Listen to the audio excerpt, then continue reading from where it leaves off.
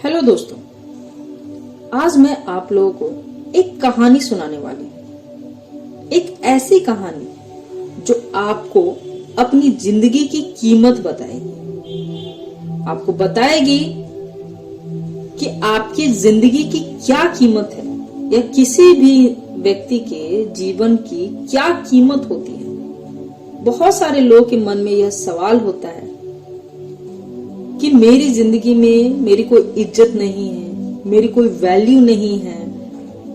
अगर इस तरह के सवाल भी आपके मन में आते हैं तो आज की इस कहानी को लास्ट तक जरूर सुनिएगा। इस कहानी को लास्ट तक सुनने के बाद आपको अपने सारे सवालों के जवाब मिल जाएंगे।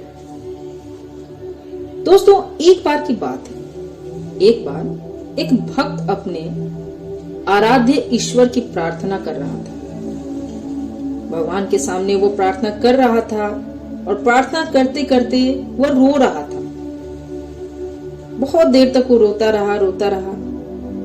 फिर उसने ईश्वर से कहा कि हे भगवान, मेरी जिंदगी में कोई कदर नहीं है, मेरी जिंदगी की कोई वैल्यू नहीं है, मेरा बहुत बुरा वक्त चल रहा है, कृपया मुझे कोई रास्ता दिखाएं। तो भगवान ने उसकी सुन ली। उसकी करुण व्यथा को सुनकर भगवान ने उसको जवाब दिया और उस जवाब में उसे एक लाल पत्थर दिया।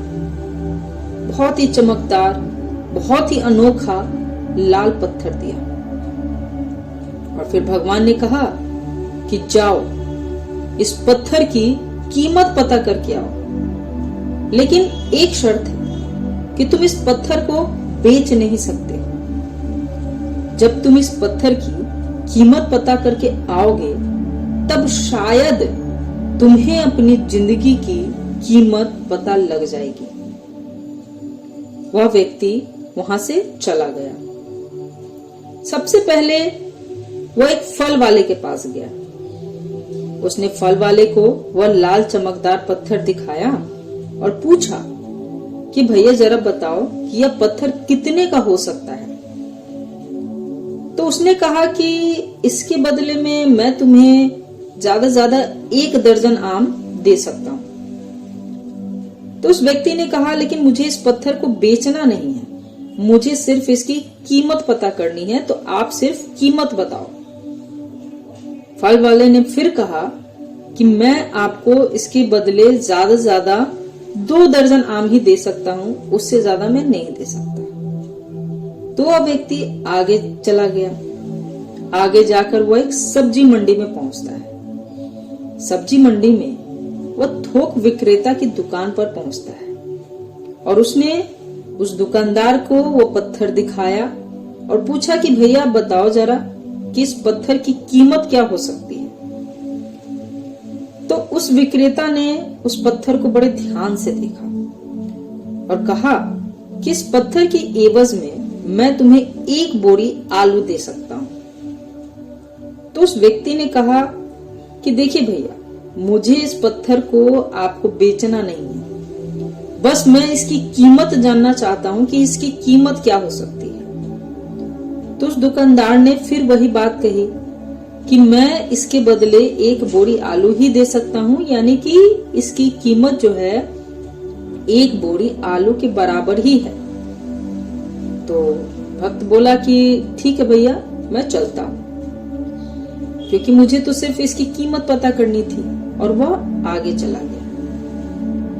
वह मार्केट में आगे गया और इस बार वह एक सुनार की दुकान में गया, यानी कि जहां सोने चांदी की बिक्री होती थी, खरीद बिक्री होती थी, वह उस दुकान में गया और उसने सुनार से पूछा कि भैया आप इस पत्थर की कीमत बताओ मुझे कि यह कितने की हो सकती है।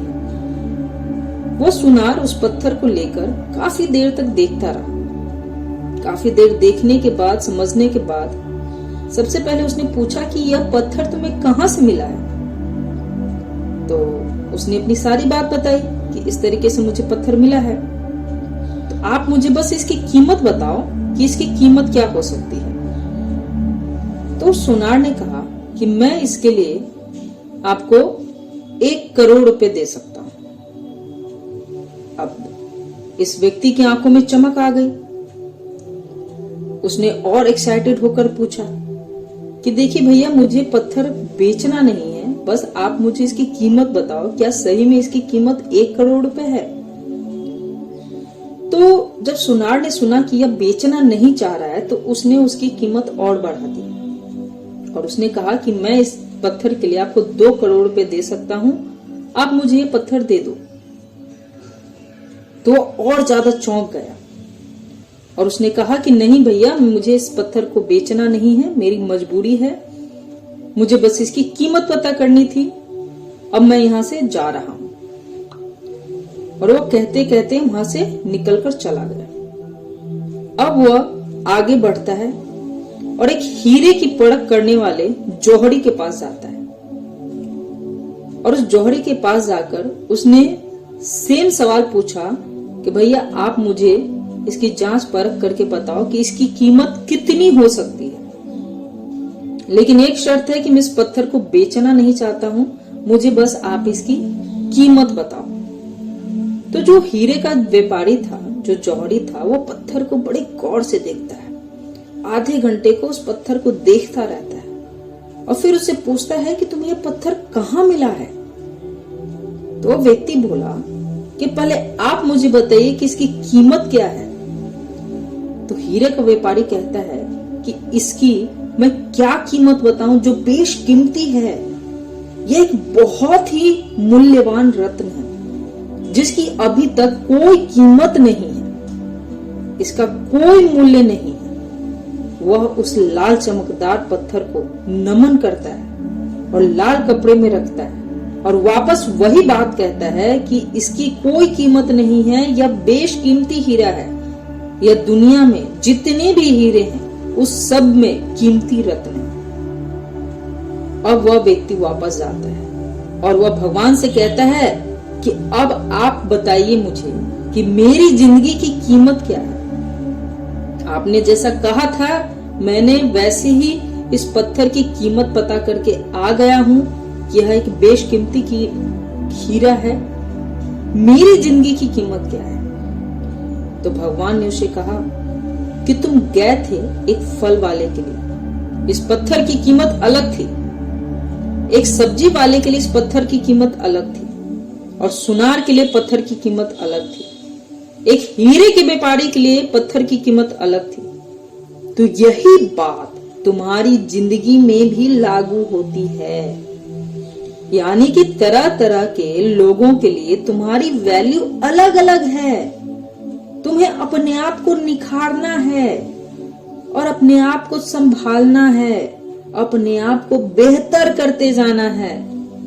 जैसे जैसे तुम हीरे को बेचने के लिए आगे बढ़े, वैसे वैसे तुम्हें खुद को संवारने के लिए आगे बढ़ते जाना है। जिस दिन तुम हीरे के व्यापारी के संपर्क में आ जाओगे, उस दिन तुम्हारे अंदर का टैलेंट पहचान लिया जाएगा। उसी दिन तुम्हें वो अपॉर्चुनिटी मिल जाएगी या तुम्हें वह अवसर मिल जाएगा जिसकी तुम्हें तलाश है।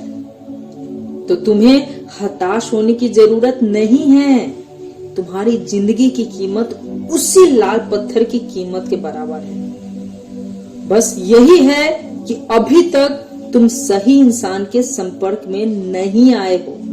जिस दिन तुम सही इंसान के संपर्क में आ जाओगे, उस दिन तुम्हारा भी भाग्य चमक जाएगा। लेकिन तुम्हें इसके लिए हर दिन प्रयास करते रहना होगा, आगे बढ़ते रहना होगा। जिस दिन तुम रुक गए, उस दिन संभावनाओं का अंत हो जाएगा। इसलिए प्रयास करते रहो और आगे बढ़ते रहो।